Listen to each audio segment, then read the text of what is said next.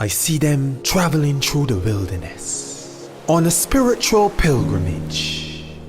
They've been traveling for miles and miles and miles on different continents of consciousness, stepping on black diamonds instead of stones, because this is your new palace, your new home.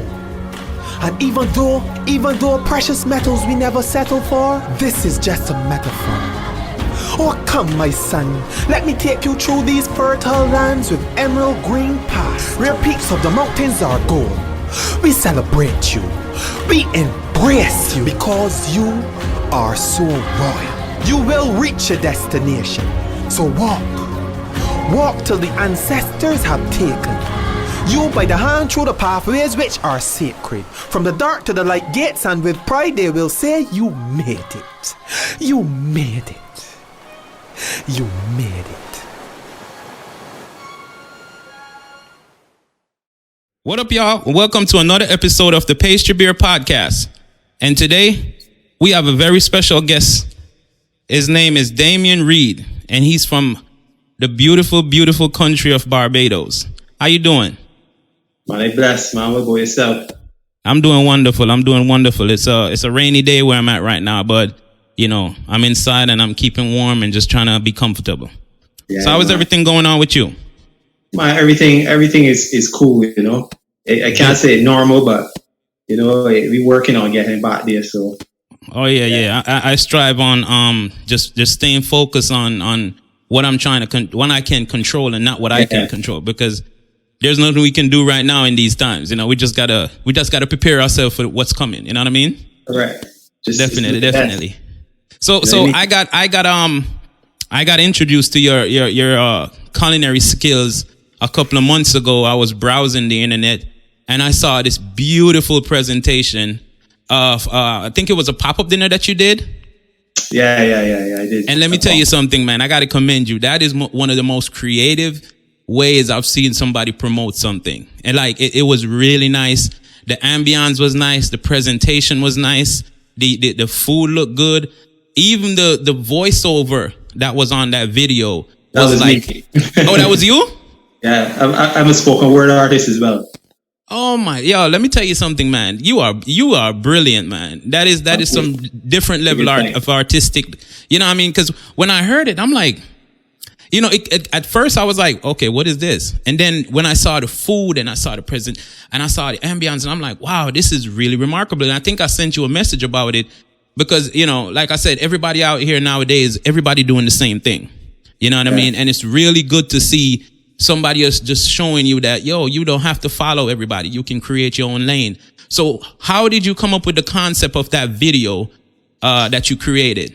The concept, well, I could tell you when we come up with the concept of the dinner. Oh, so the video was based on the dinner, promoting the pop-up. Oh, okay. I don't even call it a pop-up. I call it a dining experience. Right. So the video is just a promotional piece to the dining experience. Right. The idea came to me. Well, I spent half the kitchen. I spent half my life, half my time that I have outside of the kitchen, actually at the beach. Right. Oh, okay. So I'm always at the beach. I work out at the beach. I watch men fish at the beach. I ask a lot of questions. You know what I mean? Right. Do a little meditation by the beach. That's my space, right? Right. So, just one day I was at the beach, just cooling, cooling the vibe, relaxing. And I say, you know what would be interesting is if I take this experience that I have at the beach and put it together in food, you know, let people feel how I feel at the beach, get some of the food that I get and I personally cook when I get home at the beach, but just add even more creativity and add the stories that I actually encounter with people at the beach and stuff. So, right. Two beaches that I go. One is close to me. I live like almost in the middle of the island. Well, I live in the middle of the island. Right. And obviously, the middle of the island doesn't have a beach, but the closest beach to me is like probably 20 minutes away. So I go up there. It's called Bashibo. Bashibo. Yeah. Yeah. Okay. Like Bashibo. Yeah. And then another place that I go is Bats Rock. So I combine the two places I go. Batsrata Bashi, but that was the title of the dinner, and that was actually it was what all the food was based around. So most of the food at the dinner was food that I have. My friends that fishermen, they give me fish or whatever, and they would go home and I would play around with it. Right. That's all right, you know. So it was like a dining experience, like a tour of my life at the beach. Right. Yeah, that type of way. Definitely, so, man. It was really entertaining, you know. And like,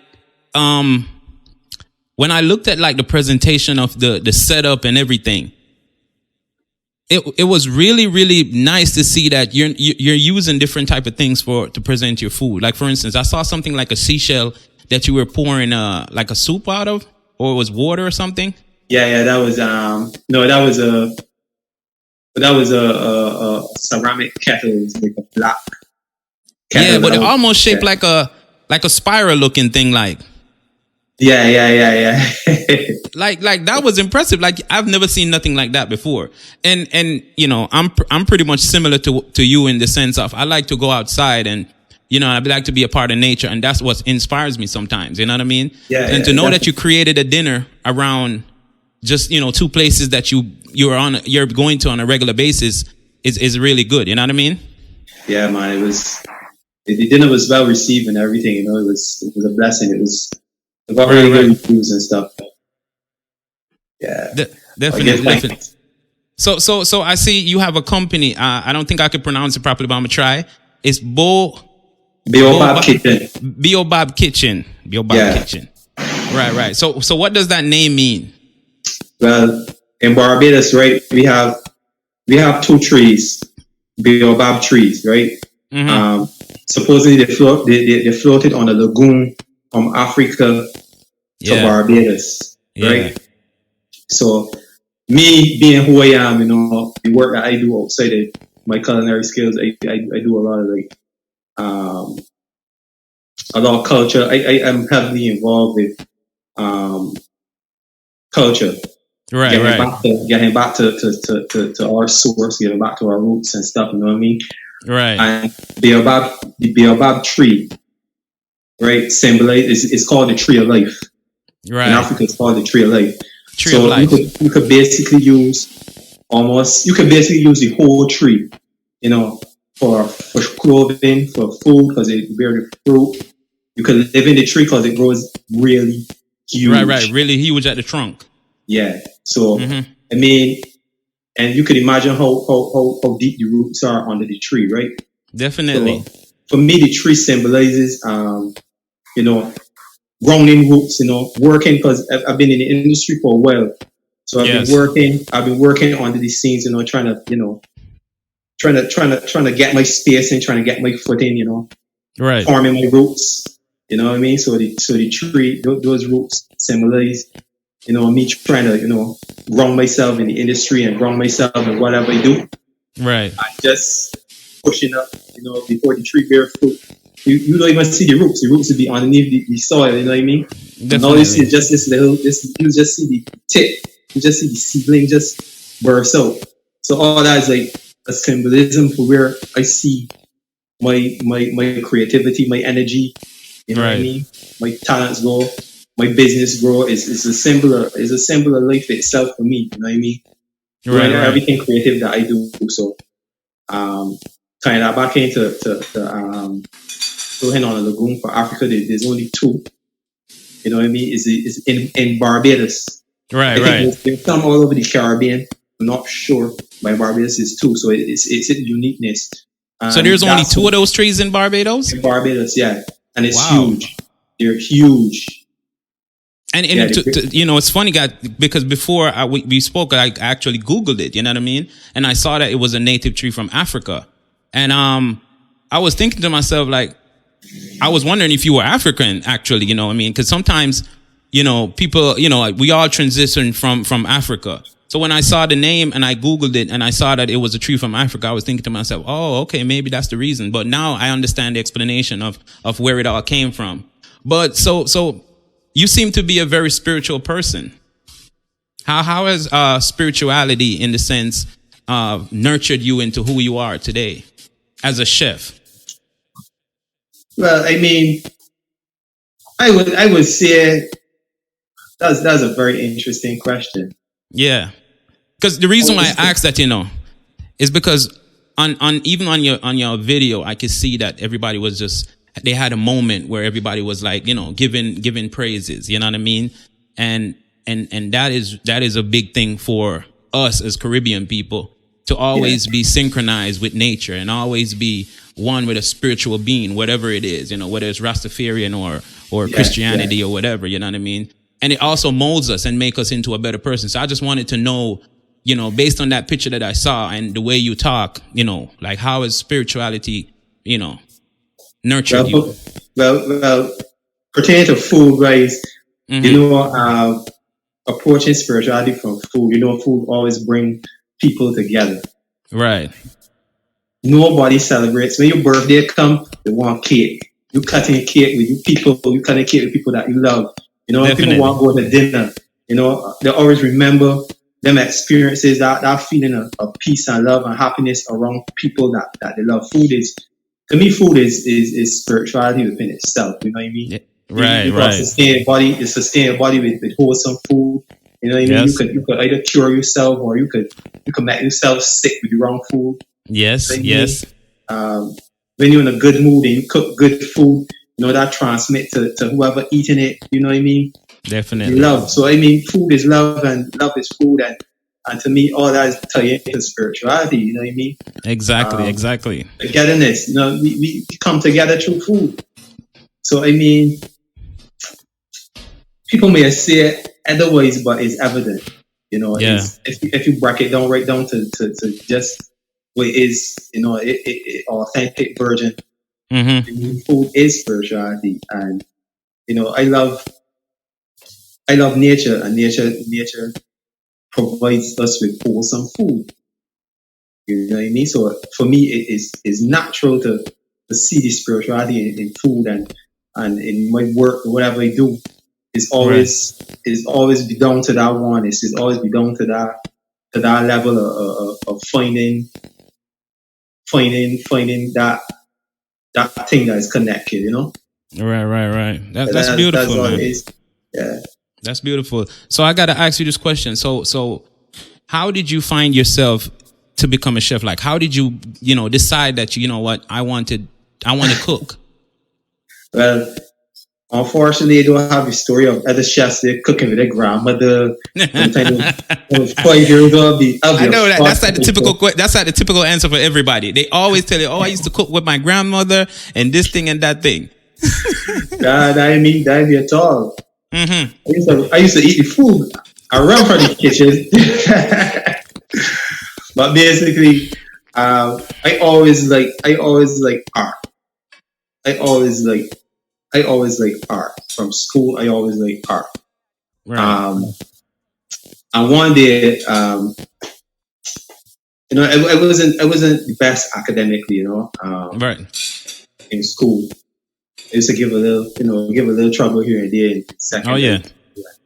Didn't really see the necessity to really learn all of these subjects. I always question everything from a long time. So it was like, what am I gonna do all this? What's all this for? And one day I was in a class. I was in a class. I had a career there. Mm-hmm. And a friend of mine brought her mom. She was a chef. And when I saw what this lady did with what she had, I was like, oh, this is amazing. I mean, it looked pretty. It tastes good. Right. I think I could like this. I think I could do this for a career. Oh, so you just thought about it on that moment and be like, "Wow, I think I could do this." Yeah. That type of person. I'd be like, yeah, I can do this. Like, I don't think about. I just think about the thing right there. That I don't think about repercussions or that. It's like, yeah, I get. So I decided that, you know what, I can take a shot at this here. Yeah. I can try this thing and see how it will work out for me.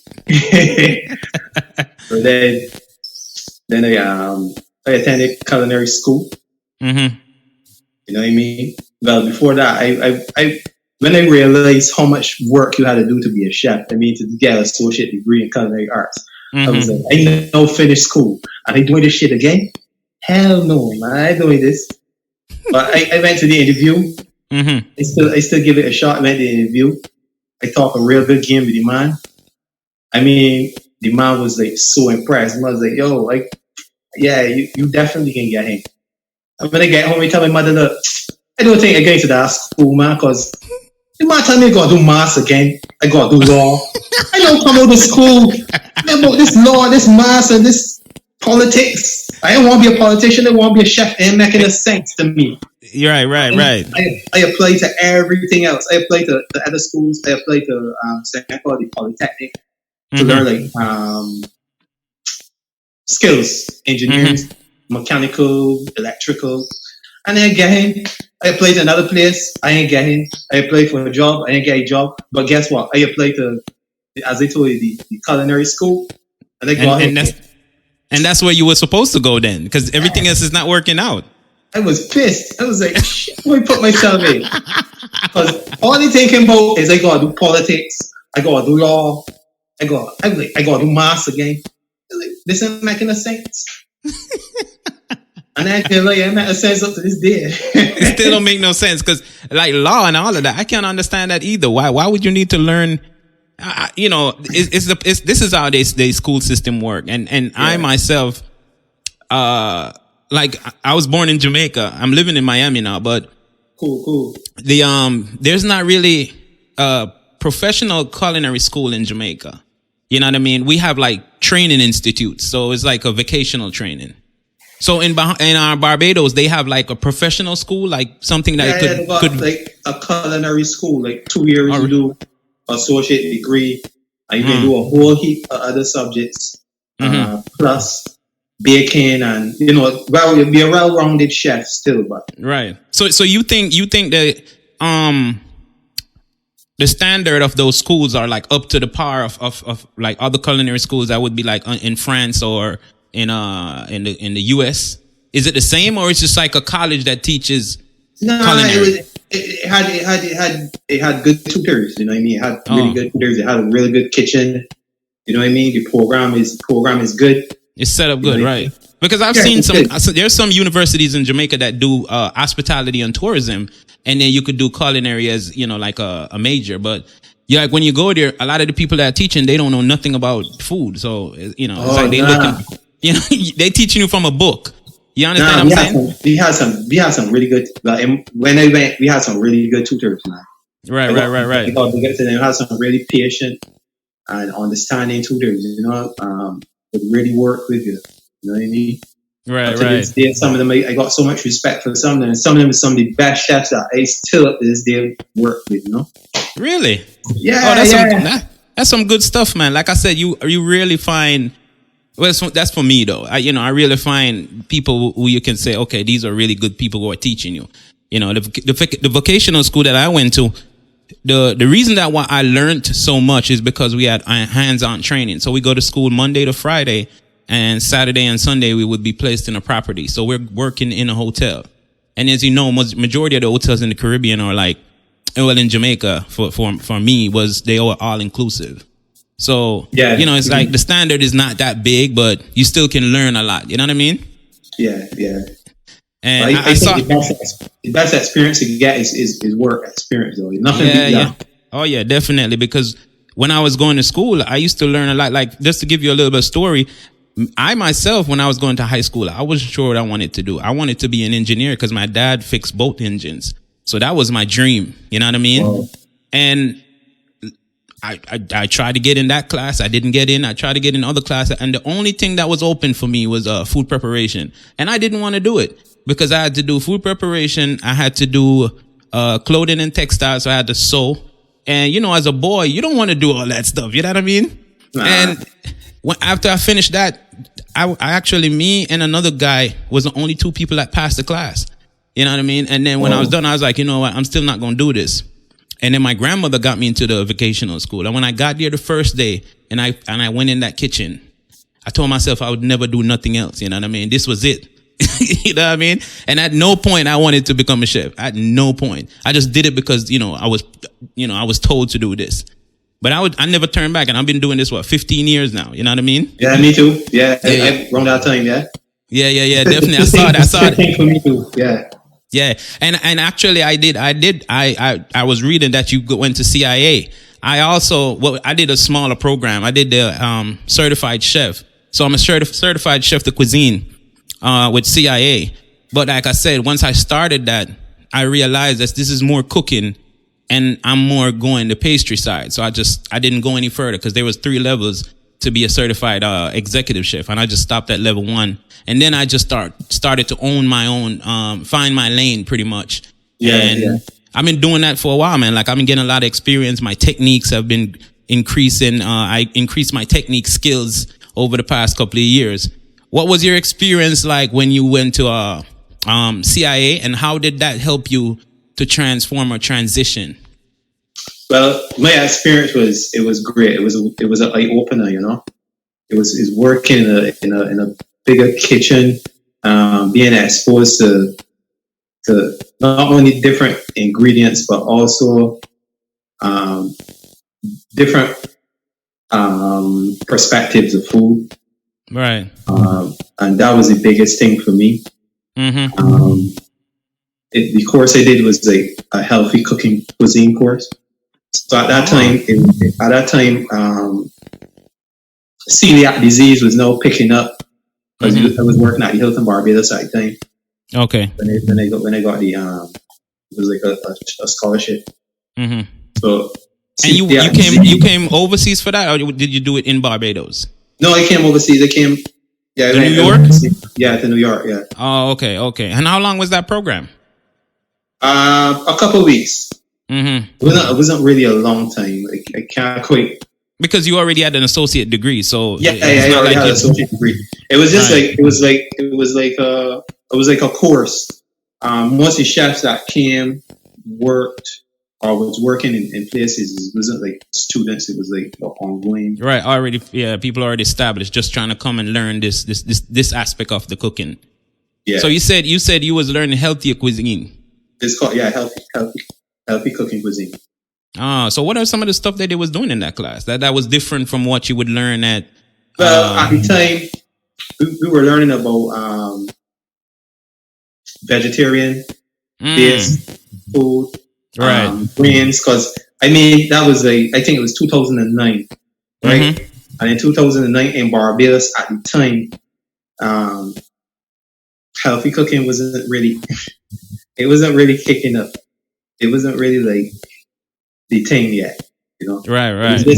It was just most people. Somebody said a vegetarian, and again a salad or the celiac disease, and again all this. You know, people ain't sure what to do at the time in the hotel. Okay. So I saw that as an opportunity to apply capitalize on that. Definitely. Yeah. If find that lane. And look what happened, man. Like now, everybody's doing that. Everybody going vegetarian.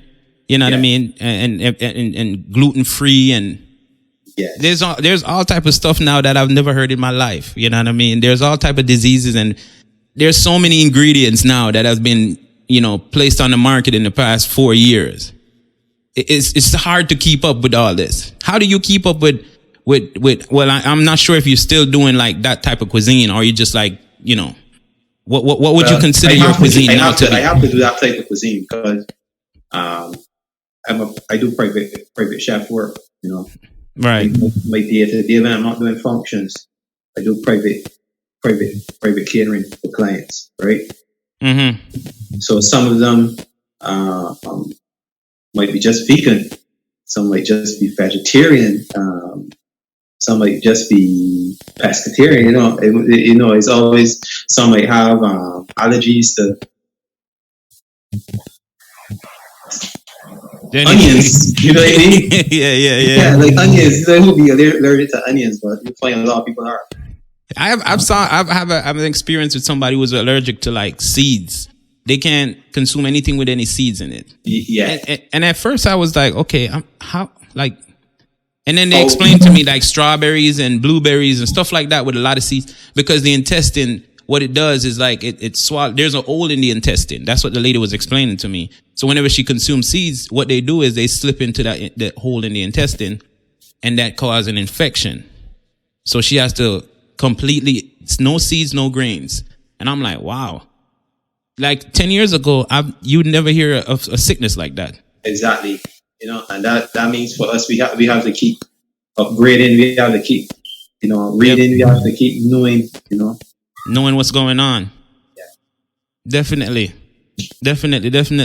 So let me ask you, I want to know, like, in Barbados, what are some of like the common dishes that you eat? Yeah. So I was asking you, I wanted to know some of the local food of our Barbados. Like, what are some of the popular foods over there that the locals eat? Well, in Barbados, Saturdays, right? They eat something called pudding and sauce. Pudding? Pudding and sauce. And stout? And sauce. Oh, sauce. Oh. Sauce. It's pudding and sauce. What it really is like it's like pig offals, pickle. Like, you get pig ears, pig snout, stuff like that. In pickle we use like lime juice, parsley, onions, Scotch bonnet. Yeah. So, you know what I mean? Some peps, cucumber. And then we marinate it.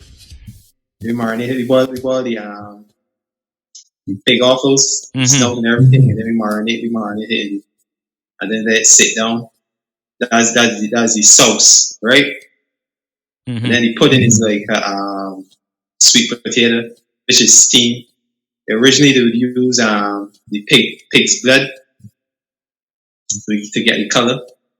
So they steam the sweet potato, grated sweet potato, add some sugar, some seasonings and stuff. It does a real big thing in Barbados on Saturday. Pudding and sauce. Pudding and sauce. Yeah. There's something similar that I've heard they do over here.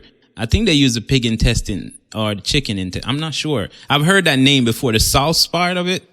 But definitely, I would definitely like to try that. Yeah, man. People here love it, man. They go crazy for it. So have you ever created like a modern version of that? Not as yet. Not as yet. Nah. Yeah, because I saw that you did a it's like a beef stew. Yeah. And that was nice, man. I ain't gonna lie to you. You are sparked my interest because we also have a beef stew back home. Okay. Where we dice the beef up and then just like, just cook it down like almost the same way like you did, you know what I mean? And I was like, wow, that's really creative. And these are the things I like, when people can look at the traditional food and turn it into something, way more than just putting a bunch of rice on the plate with a piece of beef. You know what I mean? You actually made it into something that you could put in a restaurant, like a really elegant restaurant. You know what I mean? Yep. And then you have it refined, so it's light and it's packed with flavor. Right. And it's much more healthier because you're using the best cuts, the leanest cuts and stuff like that. You know? Right. So what are the other dishes? Like, if you could give me two more dishes of traditional Barbados. Yeah. Right. But you get another big thing about is you go to any party and you don't have fish cakes, Bajan fish cakes. I know you probably have it's called fish. It's like a cod fish fritter with chives and onions and thyme and Scotch bonnet pepper, flour. You know what I mean? It just did something for my daughter today. She loves them. Yeah. Nice and crispy. It's a really nice. That's something that we do parties. Bajan fish cake. Put it in sauce. These are things that you must try if you come to Barbados. No, I'm definitely going to try to take a trip because I told myself I have a friend that just moved to Antigua, but because of all this thing going on, it threw a lot of things off because I want to also travel and try some of the food. You know what I mean? I want to go to mostly Caribbean countries for now and try. I went to Dominican Republic the other day, like 6-7 months ago. And Oh, the culture over there is different, though. You know. Hi, this is Talicia from Chef Vibe, and today we'll be showing you one of the many aprons that we have on sale. Check out this sassy pink canvas apron. You can dress it up with your favorite colored jacket or shirt. It is heavy duty and durable. It will definitely protect you from spill while keep you looking sleek. This apron is not only for chefs, but bartenders and servers can wear it too. Limited stock available, so grab yours today. It's a lot of hotels over there, and most of them are all inclusive. And then when you step outside a hotel, it's really difficult to kind of traverse. You know what I mean? But I still whenever I travel, I always try to go to like the local restaurants and try some of the food that they have over there.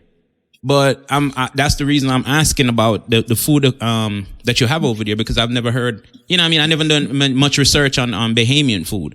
Not Bahamian. Well, what do you call it? Barbadian food.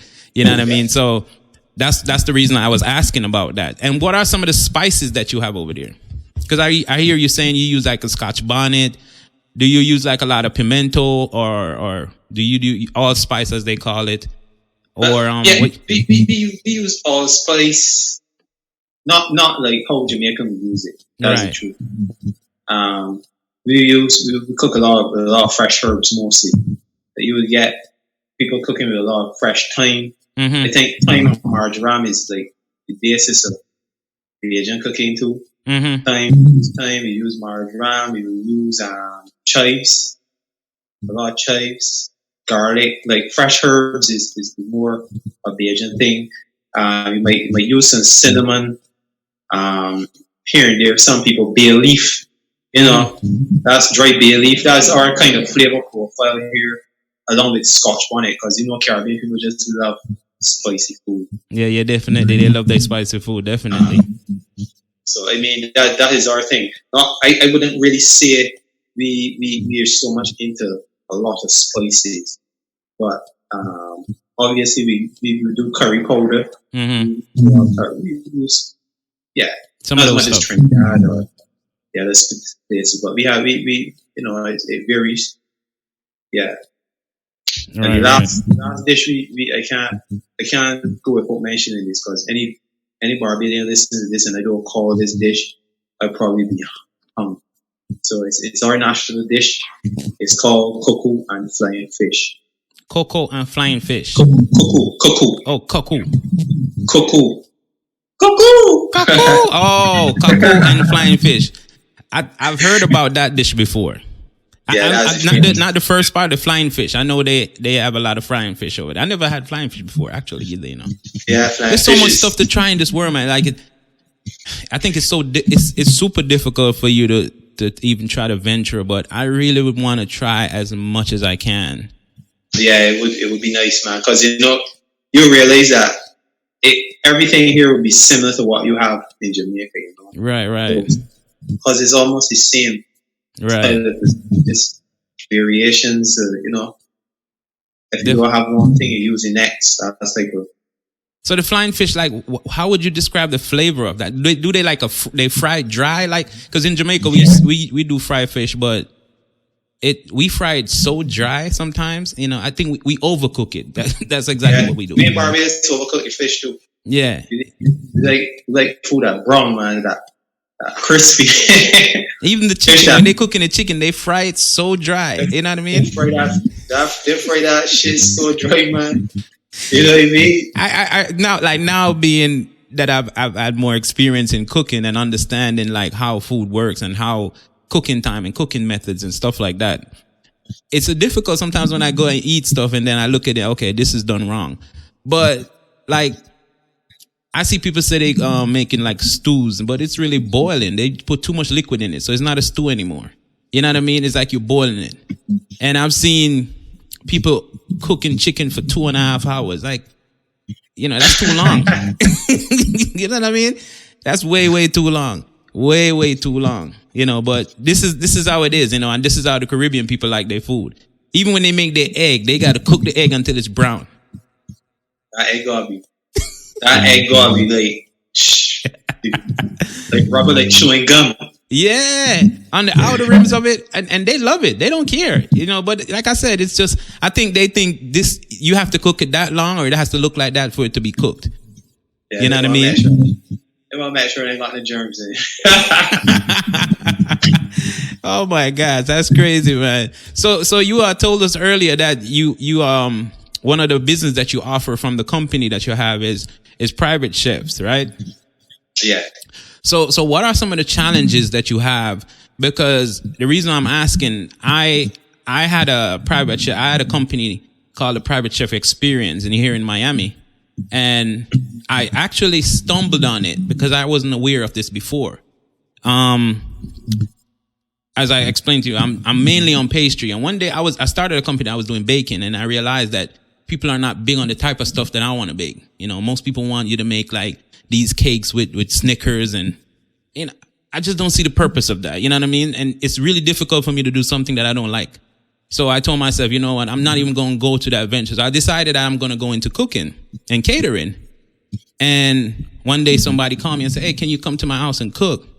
I was like, okay. And that started the whole business for me, where I was doing probably like 3-4,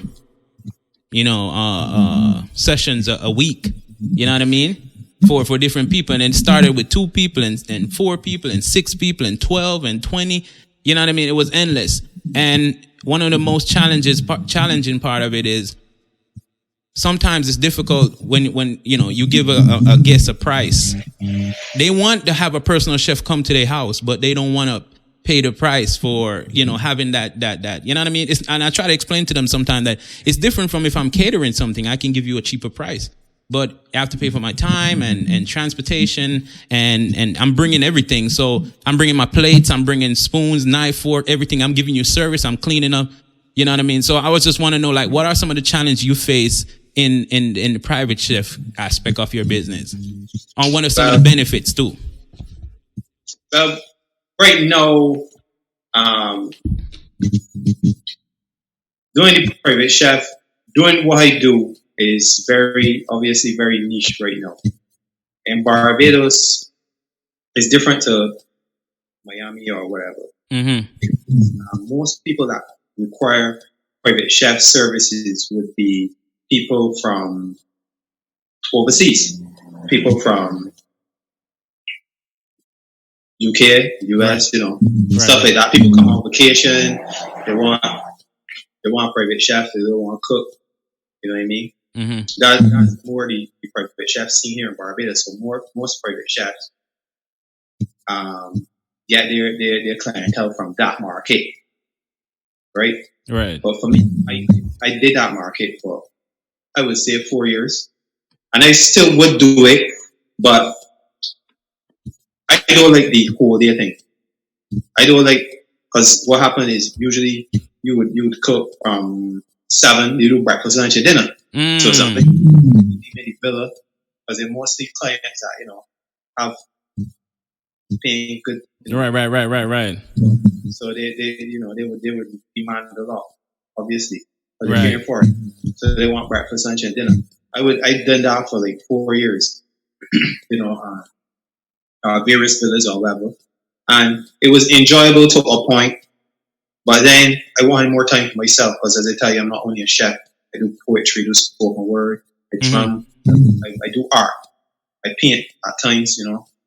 I do a lot of different things. Photography, some of the pics I see on my page, I have a good camera. I take some, Brian's taking some. I like my beach time. So you love your beach, man. Yeah, I do. I can't live without the beach, man. That's my inspiration. You know what I mean? Wow. So I wanted more. I wanted that. I didn't have that at the time. Mm-hmm. So I carved out what I did. I was fortunate to meet some clients that live here in Barbados. Still have them up to now. They're really cool and really, they're not very demanding or anything like that.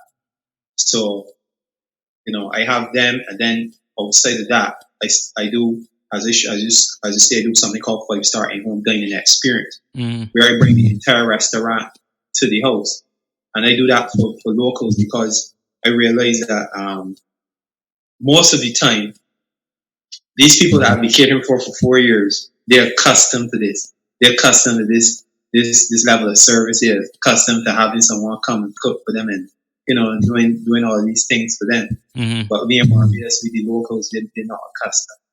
They don't have it. Not only, I wouldn't say some of them can't afford it, but they don't know it's out there. They're not educated about it. You know what I mean? It's an experience. Exactly. So what I did is I created my own experience for locals. Mm-hmm. What I had to do is obviously educate them, let them know, hey, I put a lot of work in educating the public, like, hey, this is out here. You can have this. This is for you. There's another option. You don't have to go to the restaurant I could come and cater something specifically for you, for your taste. Or I could bring something totally different that you never experienced. I guarantee it to you. You know what I mean? Inside your house, you could be comfortable here. You could bring your friends, bring your family. You could do, you know what I mean? Right. You don't have to work nothing. Just show up. Just come over the bedroom with clothes on, of course. And I got you covered. I got you. So that's how I carved my own niche in the private chef space with the locals here. Mm-hmm. And I find that the challenge is just educating them that this is available. Because believe you me, a lot of them are interested. A lot of people, they've always gotten their serious. Oh, you can do that. It's Barbados. Nobody's not going to want that. And that's that's the same thing I was saying, because everything that you're saying is exactly what I saw 2 years ago. Hi, it's Talicia. Today I'll be showing you our lovely canvas apron. We have these in 2 colors, tan and charcoal.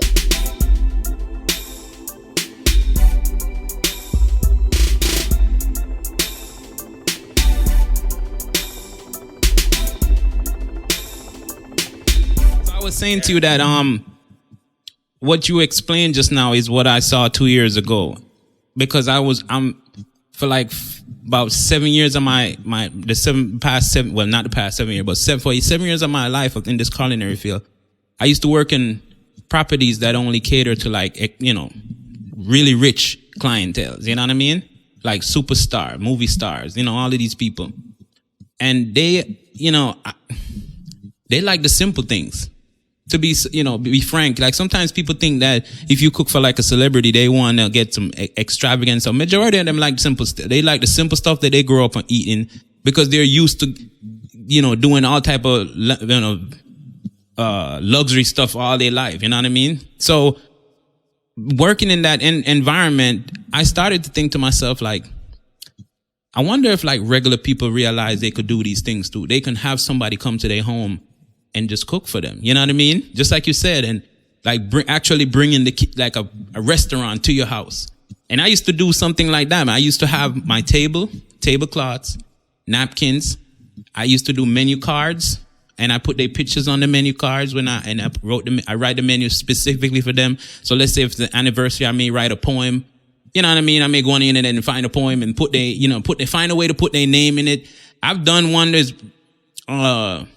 what do you call that now? Proposal one, where I cooked outside. I used to offer services where I can do candles, you know what I mean? Or torches, whatever you want, I'm going to do it. Just tell me what you want and I'm going to figure it out for you. All you got to do is just come and sit down and eat. That's it. Pour your wine, everything. You know what I mean? And like I'm saying, this is, for me, this is where the world is going. You know what I mean? In another couple of years, we're going to find somebody going to create an app. They're going to make it easier for people to get this service. You know what I mean? Because right now, I think that's one of the challenges, is educating the people, like you said, one, and then making a platform for them to be able to find it. You know what I mean? Because if somebody's not going on YouTube or going on Instagram searching for this product or this service, they're not going to know that it exists. You know what I mean? But I think it's a good venture. I think I'm actually going to try to get back into it. But this time I want to go back on a different angle, because I had the same problem where I was cooking so much. I was always out cooking. I didn't have no time for myself. You know what I mean? And like I really want to spend more time because I want to spend my time to develop myself, to create something that's going to last forever. You know what I mean? Because if I spend 20 hours a day cooking for you, I'm only have 4 hours for myself. You know what I mean? And then what can I do it for? I'm asleep.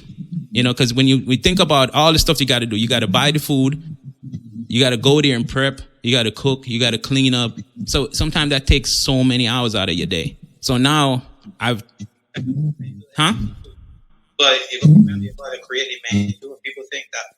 No, you got to think about all different. As simple as it is, you got to think about all different aspects of this person that you have.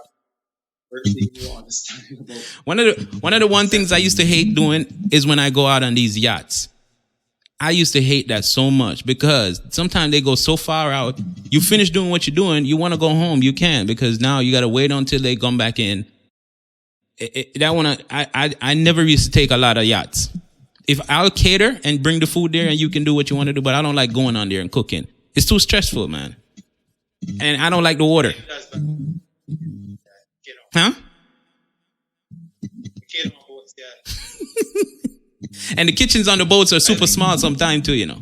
They're not made for, if you're not on a big yacht, like a, 100-foot yacht, then, But if you're on them little small ones because like here in Miami, you can rent a yacht for like 6 hours for like $1,000. You know what I mean? Yeah. Yeah. Sometimes you get more, depending on the type of yacht and how big it is. So you find that when people come to Miami, they do that. They rent, like a bunch of them will come together and they rent a yacht and they'll get a chef. It's all about just, showing off. It's for the gram. That's why. Okay. So next question I want to ask you. If you could see, or if you could create the future of the Caribbean culinary landscape, what would that look like? That's a good. You give me some good questions. For the Caribbean, let's just say your country then. If you can create the future, the culinary future of your country, what would that look like? What would you want to see the culinary landscape in your country to look like? Caribbean, our region, yeah, using, I would say, 80% of local produce in these high-end restaurants. Seeing Caribbean produce to the quality of, to match any other part of the world, the ingredients. Right. I think it's okay to have technique, but the ingredients is key. You know what I mean? That's. I think that we have great ingredients. We have very knowledgeable farmers. I would like to see chefs working with the farmers more closely. In terms of you finding ways of getting the product of a higher standard, so that when they hit the restaurant, there's no question quality. Or when they hit whoever's cooking the food, there's no question of the quality, and that's for fine dining. I would like to see us embrace what we have more and treasure it, because I've seen on Instagram, on YouTube, on all the platforms, other chefs from overseas come into the Caribbean, taking our shit, claiming it as their own. That pisses me off. Yep, that pisses me off. I saw a guy on Instagram I know this will piss you off. I saw a guy on Instagram he said it was making brown rice and chicken or something from Jamaica to get this chicken rice. And I was pissed off when I saw it. A friend of mine called me and showed me it, and I was like, wow, this European, a chef. And I was so mad because what he used and how he did it and the method and everything. If I was the person to eat it, I wouldn't. It wasn't no onions. It wasn't no garlic. It wasn't no thyme. It wasn't nothing that we use in the Caribbean. It was chicken. What was it? Something like oxy too. But what was it? It was something chicken base. Right. He was using brown rice. He's making this chicken and rice that we eat in Jamaica. Sure, I'll tell you that in Jamaica when they do it was pissing me off. So what I mean, I want us to own our cuisine. I want us to see that it is something of value, very high value. Mm-hmm. It is a reflection of us, our history. Food is a walking, and food is a physical history, but is an edible history book. Right. And I want us to take care of it better. You know, I want us to see the value in it, see the philosophy behind the food. You know, and develop our own ideas and we don't need no one to define who we are through our food. Right. You know what I mean? And nobody should tell us that's not how it's supposed to be done too, because they tend to do that. You know what I mean? They tend to sometimes want to tell you, oh, that's not a cooking method, or that's not, you know what I mean? And you cannot do that. Like I get mad when I see, like, there's a restaurant here that has a jerk flavored turkey. You know, them little pastrami things that they sliced in and put on sandwiches. And I'm like, why are they doing that? You know what I mean? That, first of all, we don't even eat turkey in Jamaica unless it's turkey neck. That's the only part of the turkey we eat. You know what I mean? And I think, and this is why I was telling you earlier that I want to create a platform where we can educate people. You know what I mean? And we can take control of our narrative where somebody from outside not going to come in and just say this is what it is and everybody going to believe it. Because if you've never been to Jamaica or you've never been to Barbados and somebody tell you this is what they do in Barbados, you're going to believe them. Because, you know, you're not going to research it for yourself. 90 people are lazy nowadays. They'll believe anything you tell them because they don't want to look it up for themselves. You know what I mean? So we have to find a way to put the right people out there to give the right information. And one of the greatest things that I think we should do as the future, to set up a better future for the chefs that are coming after us, is we need to start putting down recipes and you know what I mean? Because it's very important. If you realize, you know, the French cuisine is like a business. Everything is structured. Caribbean cuisine have no structure. You know, it just like everything is freelancing. Everything is you just throw in the pot. Nobody writes no recipe. You know what I mean? If you go to a Caribbean person and ask them for a recipe, they're going to ask you, oh, we don't use recipe. You know what I mean? But that's what's making it so difficult, because then you're going to find somebody from outside going to realize that, okay, I can standardize this and I can sell it. Once this becomes on the market as this is how it's supposed to be done, you can't tell nobody nothing. If somebody let's say an American writes a book about Jamaican food, which they doing, or Bahamian food, or Barbados food, or Antigua. Once they put that book out there and it's published and people start buying that book, whatever is in the book, people are going to think that's what it is. Because that's how we were taught. We were taught to learn from. So this is some of the things that I am trying to do. I am trying to document some of the stuff, the real authentic culture. So whenever somebody wants the information, they could find it, rather than, you know what I mean, just leaving it out there for somebody else to come and do it. And that's one of the things, that's why the culture is so, well, from my experience for Jamaica, I feel like they just need to structure things more. You know what I mean? We can't be constantly doing the same thing for 30 years. We have to find some way now. Okay, let's turn this into a business, because people love Caribbean food. You know, if you go anywhere in the world, it don't matter what part of the Caribbean you're from, there's going to be somebody that knows a dish from your country and they're going to love it. Always. You know what I mean? Always. And I feel like that's what I would love to see. The same thing. I would love to see us embrace our food. I don't want to see the carrots that are coming, all of them are the same size. You know what I mean? When I was growing up, I never had that. You know, we used to buy carrots. They were small like my finger. Now the carrots are huge. And you can buy a bag of carrot and every one of them going to be 1 pound. That's,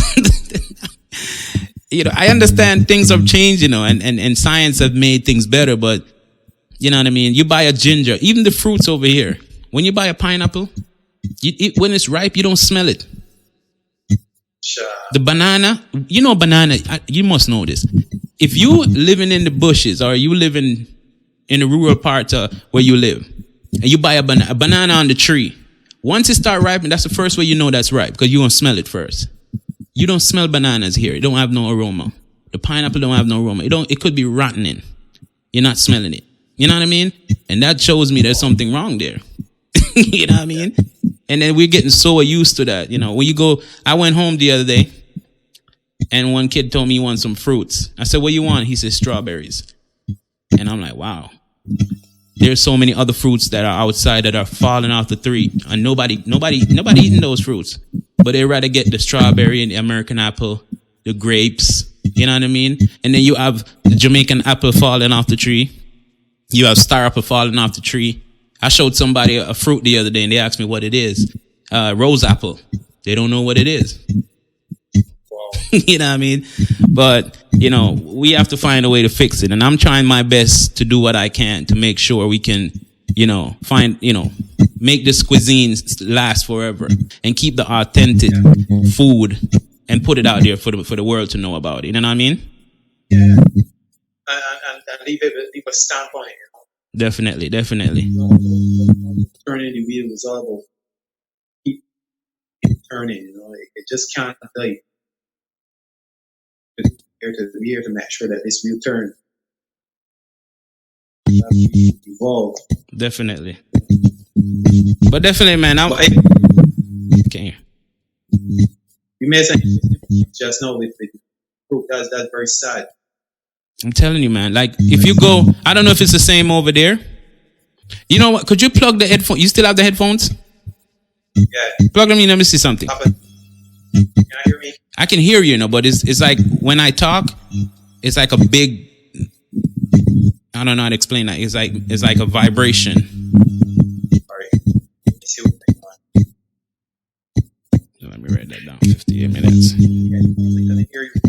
Now I hear you. It's like if I'm talking now, what I got to do is stop talking so I can hear it. Because if I keep talking, I'm not going to hear nothing. You can hear me, bad? Yeah. You hear me, bad? Yeah, I can hear you. Oh, okay. So yeah, I was saying about the fruits. That's exactly what it is, man. It's just, you know what I mean? I don't know if it's the same thing where you at, but well, to be honest with you, we don't produce as much fruits as we used to before. Mm-hmm. Things that I grew up picking off a tree, mangoes and guavas and stuff. It's scarce because now in Barbados, what they're doing is they're building a lot of buildings, a lot of housing. They destroy a lot of the trees. So fruits that people used to get for free, they're paying for now. Local fruit. One time, breadfruit. Obviously, breadfruit. Definitely. One time, breadfruit, to buy a breadfruit was a crime. Now, breadfruit, $5 Beijing, $2.50. I mean, it's cheap for you in Miami, but $5 Beijing. That is not cheap. I'm not buying no breadfruit, man. I'm telling you that. Like if I go to the supermarket and I can't get it. I can't get it there. There's no.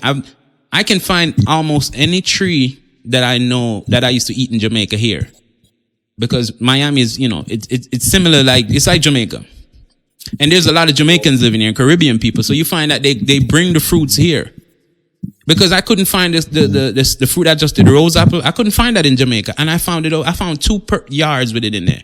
Cause I'm the type of person, when I'm not working, I ride my bike and I just ride or I drive, and I'm just going in different communities and looking at the trees and fruit, so I know where to find everything.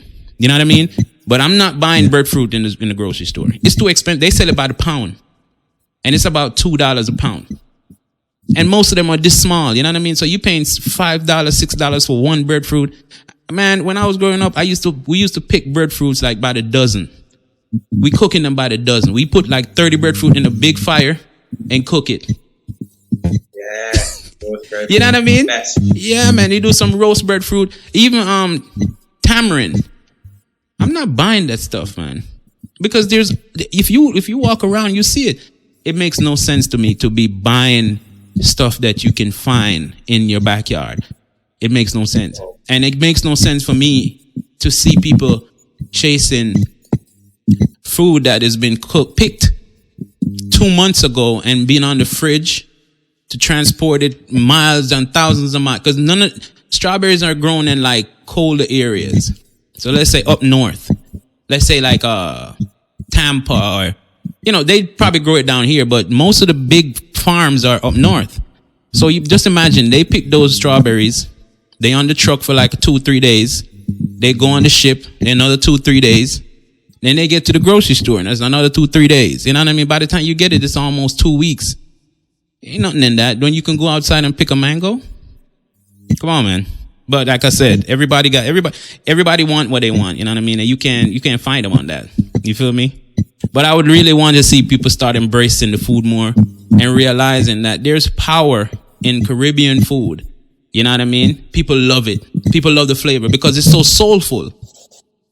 When you find somebody come there, I've seen American people go to Jamaica and they be like, oh my God, this food is so flavorful, because they're not used to that. They're used to the Burger King and you know what I mean?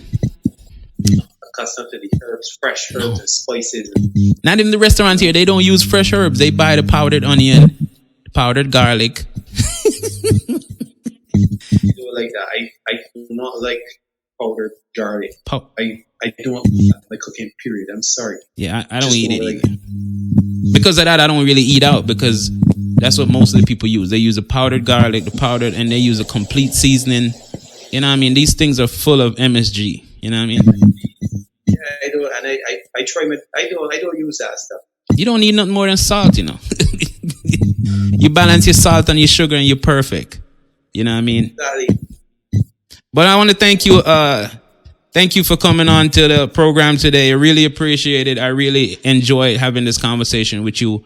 And I hope that somebody can learn something from what we talked about today. And I hope that this conversation can spark the future generation of chefs to realize what they have. You know what I mean?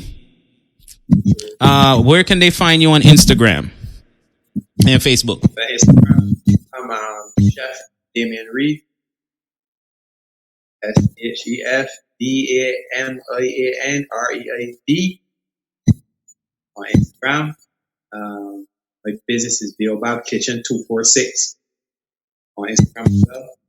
BAOBAB Kitchen. You know what I mean? All right. This is Winston Murdoch and Damian, and we're out.